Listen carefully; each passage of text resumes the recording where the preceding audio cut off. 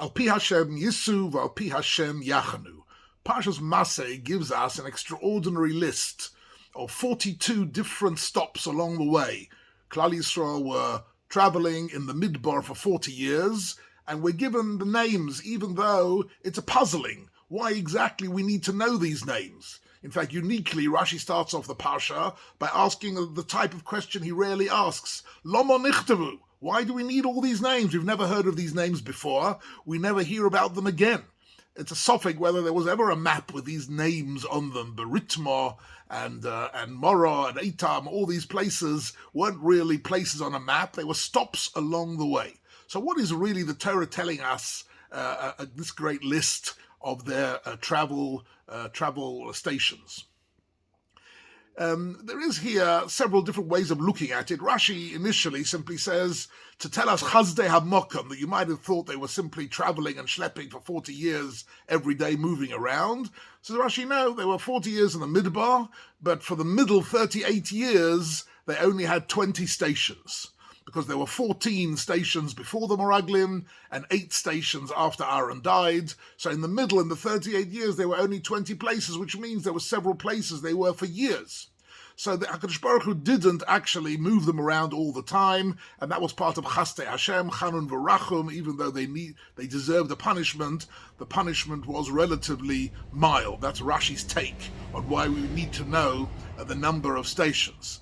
The Ramban brings down from the Moreh Nevuchim of the Rambam, and he says the Rambam says that it really was a type of Pirsume Nissa, was a type of a way of emphasizing probably one of the most remarkable miracles that ever happened in the whole Tanakh, that the whole of Klal Yisrael, millions of people, survived and lived in the Midbar for 40 years from one place to another, living completely on the Nissim of the Mon and the Be'er and the protection of HaKadosh Baruch Hu, and this was in order to emphasize the amazing part of the Nes. The Sforno actually says that this description is to emphasize the greatness of Klal Yisrael, that it's meant to be the Shevach, the praise of Klal Yisrael, Lechtech Achrei Bamidbar Be'eretz Lo Zorua.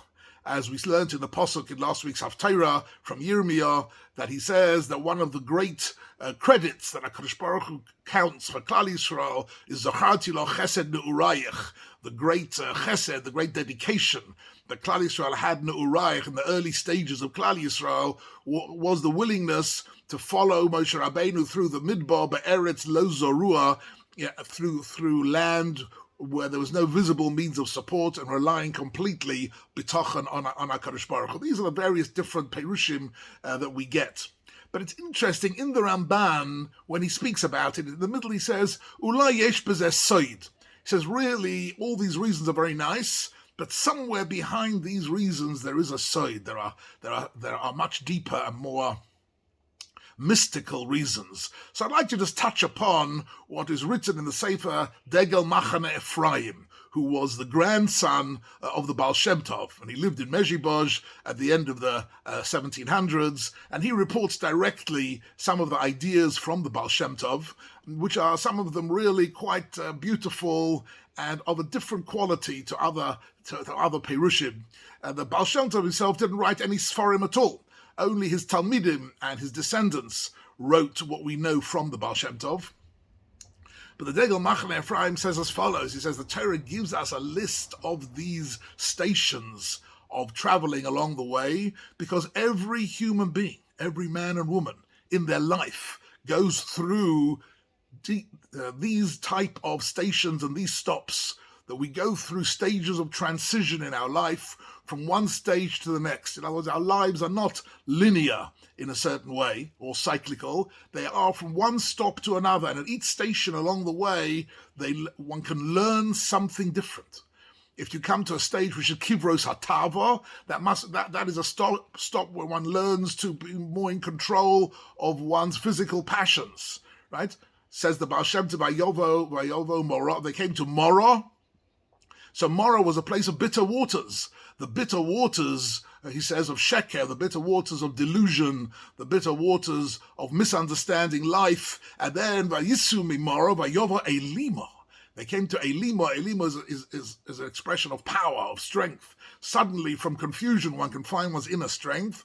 V'sham shtei mesrei einos mayim.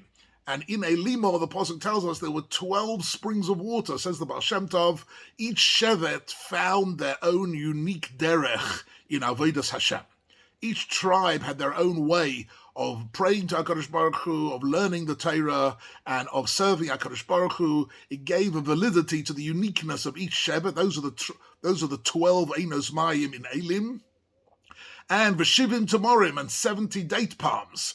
Says the Baal Shem Tov, the 70 is always the gematria of the word Soid, Samach Vav Dalad, which refers to the hidden and deeper meanings of the Torah. So here, from Morah to go to Elima is to have a journey from confusion and delusion and being caught up in the falsehoods of life to the strength of understanding one's own unique derech, one's own unique portion in Avodas Hashem, and coming to the side, understanding deeper meanings in the Torah and in one's own life. So the Baal Shem Tov makes the whole story very, very personal in terms of spiritual growth and spiritual destiny. And each one along the way of these 42 places was a learning experience. And therefore, this really represented for the Baal Shem Tov, and that's possibly what the Ramban had in mind when he said that apart from the reasons of Chazdei Hashem or Lech Techach Rabba Midbar or the Rambam's Pirsumei Nisa, there's another level of understanding which is the side, the hidden meaning of the deep spiritual growth of every individual who has to go through these stages.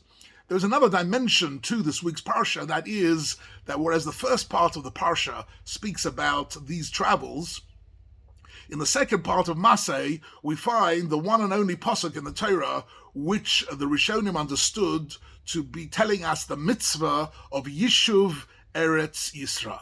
The mitzvah, wherever and whenever possible, to settle and live in the land of Israel. And it's not by chance that these travels come just before the mitzvah of Yishuv Eretz Yisrael. V'horashtem es ha'oretz v'yishavtem ba, says the Ramban, Hareze mitzvahs asay, to one of the Tariag mitzvahs. If one can do it, then there's a special spiritual goal to be able to live in Eretz Yisrael and to benefit from the beauty and the Kedusha of Eretz Yisrael.